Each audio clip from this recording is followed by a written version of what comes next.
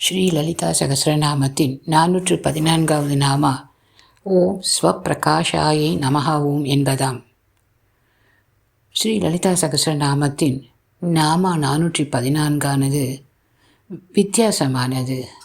பொருள் ரொம்ப சுலபமாக தெரிந்ததுதான், ஆனால் விளக்க இயலவில்லை.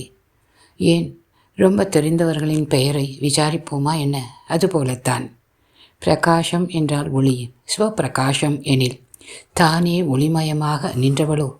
இந்த ஒளி எங்கே இருந்தது இத்தனை நாளும்? இப்பொழுது எப்படி உருவெடுத்தது? மார்க்கதர்ஷியாக எவ்வாறு மாறிற்று?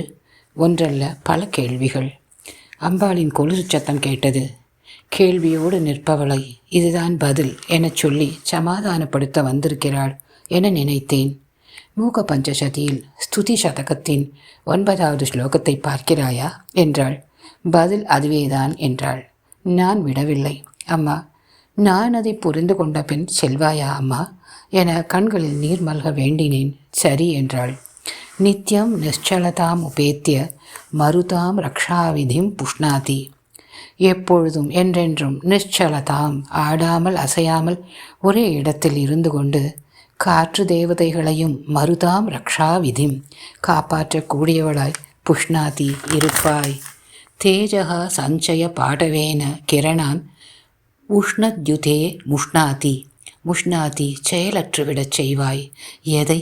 தேஜகா சஞ்சய பாடவேன கிரணான் உஷ்ணத்யுதே, வெப்பமுள்ள கணங்கள் எனக்குச் சொந்தம் என ஆர்ப்பரிக்கும் சூரியனை.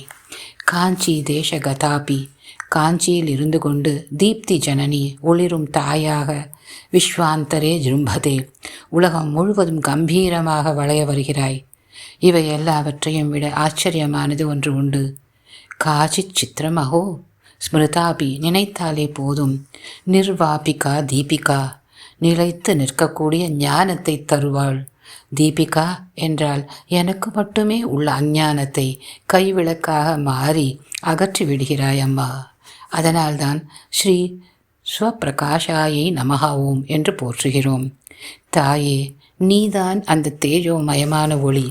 நீயே எனது அகையுருளையும் நீக்க வல்லவள். நீ எங்கிருந்து வந்தாய் என்பதை தெரிந்து கொள்ள புண்ணிய அச்சல, புண்ணியங்களை மலை போல் செய்தால் புரிந்து கொள்ளலாம். தனக்கென்று காரணமில்லாத பரபிரம்ம தேஜஸ் நீயேதான். ஒளி படைத்த கண்ணினாய் வா வா வா, உறுதி கொண்ட நெஞ்சினாய் வா வா வா. குருஜி பட்டமாவிற்கு நமஸ்காரம். பிரியமுடன், சந்திரா.